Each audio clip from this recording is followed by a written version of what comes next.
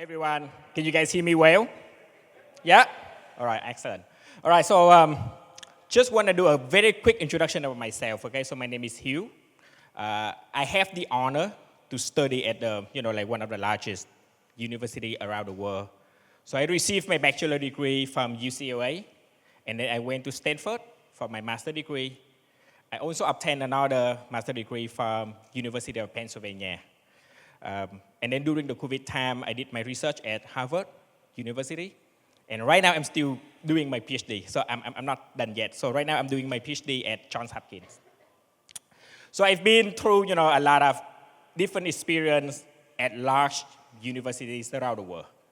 And then today, I come here to share with you guys, like one of the hottest topics that most of the young people ask me, leadership. So can I ask you one quick question, okay, real fast. How many of you here want to become a leader one day? Raise your hand, please. Yeah, for sure. All right. A lot of people raise their hands. All right. So what does it mean by leadership? All right. Let me start my leadership story with a failure that I had. 2014, I was a young teacher. I had my English center in Vietnam, 3 locations, about 1,000 students. I was really happy. And at that time, I dated a girl in Mekong Delta. All right, so you know what happened, right? I traveled to Mekong Delta a lot. I enjoy the food there, I enjoy the people there, I enjoy, the environment there. And then I realized one thing. So 10 years ago, in Mekong Delta, most of the provinces, they don't have English centers with foreigners. So they only have local teachers. They don't have, like the people from UK, US, the native speaker. And at that time, I had 3 centers in Ho Chi Minh City. So boom, all right, I run a project. I bring my teachers from Ho Chi Minh City, spend a weekend in the Mekong Delta, and teach English for free to hundreds of students there, young kids, 8 years old, 9 years old, 10 years old. My teachers love it. They got a chance to explore the culture. They got a chance to speak to the native people there, the local people. They ate local food and they love it. They love eating up, something like that. All right. And then my classes were really full of students. So every time one teacher come to the Mekong Delta, hundreds of students there. So then after, and I also received money from the UK government. So they sponsor my project, so that I have the money to run the project for long, right? So after 3 months running that project, I came down and checked. So I bumped to a student named Kang. He was about like 8, 9 years old. I asked him this question. Do you like my classes? Yeah, I love your classes. Do you still want to go to the class? Yes, I want to go to the class. I asked him a lot of questions. He gave me a lot of positive answers. But then there was one question that really struck me. So I asked him, do you find my classes useful for you? And he said, no. And then he said, in my hometown, no one speaks English. My parents don't speak English. I don't know what I use English for. And then I asked him this question. All right, so I'm a super teacher. I can teach you anything. So can you name one subject that you want me to teach you? He told me this. I want to learn how to swim. Every year in my village, the flooding season came. And I lost 1 or 2 friends. Every year. And I was so afraid. And I want to change my life that way. So I want to swim. And then I went back to the city. I searched up on the internet. I found one statistic point from UNICEF saying this. Every single hour passing by in Vietnam, on average, 1 child will pass away because of preventable death. So at that time, I recognized this. I run the project. I was really proud of that one. I have hundreds of students coming to that. I also received free money from the government. But I did not have the community yet. At the age of 30, I became the youngest director of a private university in Vietnam, 30 years old. So I was in charge of marketing, admission, and PR. And my private university received funding from the largest private conglomerate in Vietnam. They also have 2 partners, which are 2 Ivy League universities. So when I worked for them, it was really pressure. You know, they're asking for numbers every day. Hey, Hieu, what happened with your marketing campaigns? Hey, Hieu, what happened to your admission? Right? How many students you have already? All right? And then, so my first marketing campaign came. My boss asked me this question.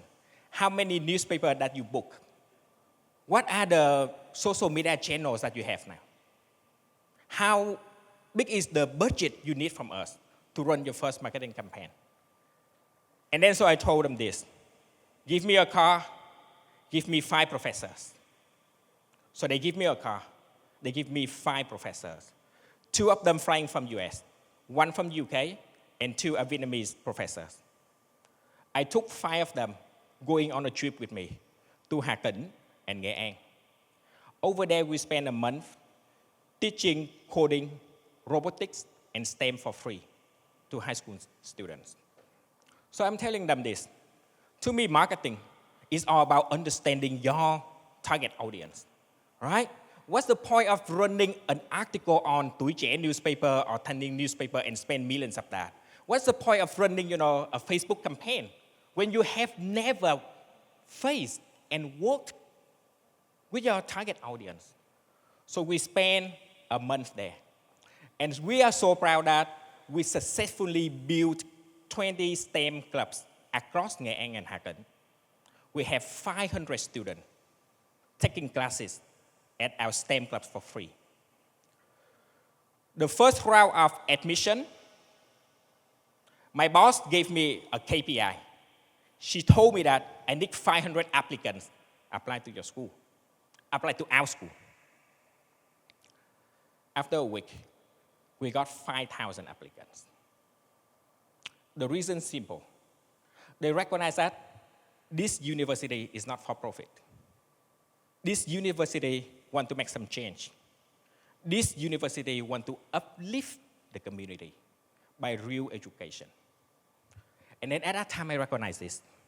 When I lead my marketing department, it's all about going out with them, helping the people around. So I have story number 3 with you guys here. So besides working for that university, I'm also a founder of a social enterprise. We focus on education too. So at our social enterprise, we help Vietnamese students like you guys to find scholarship and study overseas for free.